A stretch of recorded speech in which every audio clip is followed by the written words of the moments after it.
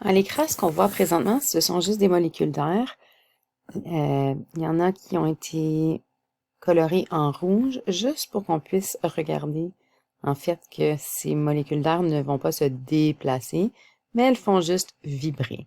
Donc, si j'émets un son constant, donc je vais appuyer pour émettre un son constant et on va observer ce qui arrive aux molécules.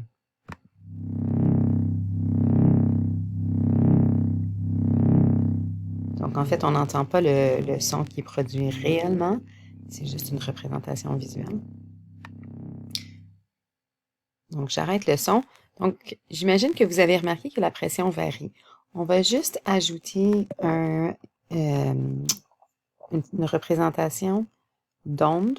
Donc, si je refais la même simulation, en fait, les cercles noirs et blancs sont juste là pour nous aider à mieux visualiser que, en fait, on a des situations. Donc, si j'arrête le mouvement de la simulation, on peut voir qu'on a des situations où est-ce qu'on a une haute pression, donc une grande densité de molécules d'air, donc dans mes cercles blancs, et j'ai des situations de basse pression, donc dans les cercles noirs. Donc j'ai haute pression, basse pression, haute pression, basse pression, et ainsi de suite.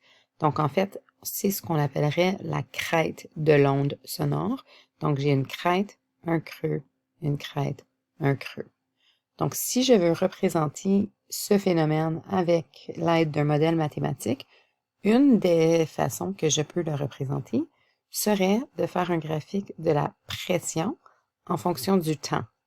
Donc, si je regarde sous ma minuterie à l'instant, donc si je fixe mes yeux sur ce point rouge qui est sous la minuterie, on va voir qu'une fois que le son est parti, on devrait avoir haute pression, basse pression, haute pression, basse pression. Donc, si on regarde avec l'animation, juste en dessous, donc c'est blanc, noir, blanc, noir, blanc, noir, haute, basse, haute, basse, haute, basse pression.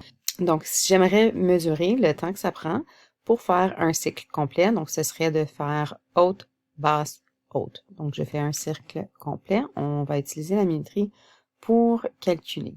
Donc, on s'essaye. Donc, je suis à haute. Je vais commencer la minuterie et quand j'ai fait un cycle complet, je vais arrêter la minuterie.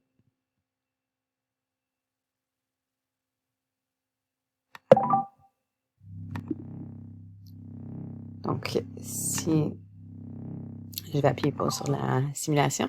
Donc, c'était pas très scientifique. On pourrait faire une meilleure approximation en calculant plusieurs cycles et ensuite en faisant une division. Mais pour l'instant, c'est vraiment juste pour qu'on puisse comprendre qu'est-ce qu'on fait quand on fait le graphique. Donc ici, j'aurais donc le temps que ça prend pour faire un cycle complet est de 3,85 millisecondes. Alors, si je voulais représenter ça avec un graphique de la pression en fonction du temps, alors j'aurais haute pression, basse pression, haute pression, et ma première crête se situerait donc à 3,85 secondes. Donc, le temps que ça prend pour faire un cycle complet, c'est la période.